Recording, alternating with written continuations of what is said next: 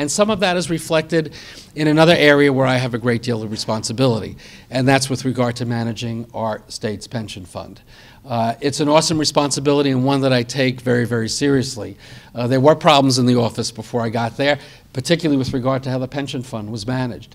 And I can stand before you today and tell you that we've made many, many changes in how we operate in terms of our policies and procedures, many new personnel as well. And we now have the most transparent and the most accountable management of our public pension plan than we've ever had. And that's not just me saying it. We had an outside fiduciary review by an organization called Funston Advisory Services, and they gave us very high marks for managing the fund with the best interests of the members in mind. And that's what management of a pension fund is certainly all about. Last year, unlike other public pension plans, we actually reduced the contribution rate that we charge to the state of New York and to local governments as well. You didn't read about that very much because, again, that goes counter to the notion that the pension benefits for our public workforce are just an ever-increasing expense. Lots of other costs are going up. The reality in New York, we have now turned the corner and we're starting to reduce that contribution rate. My goal is to continue to move in that direction. By smart investing, by being careful with the choices that we make with the pension money that we are investing on behalf of the members, so we can continue to reduce the contribution rate. Is it going to go down real fast? Probably not. I mean, the reality is we have a big fund, we have over 1 million members in our plan, and we did have a big loss in 08 and 09 like everybody else did.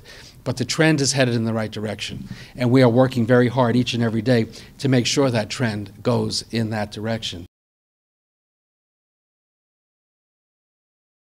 We need to remind people that it's not just about the retirement security for you and for your colleagues and for your families, as important as that is. And that's what the pension fund is all about. You've worked hard for these benefits. You've earned it. You look forward to the day when you can be a retiree.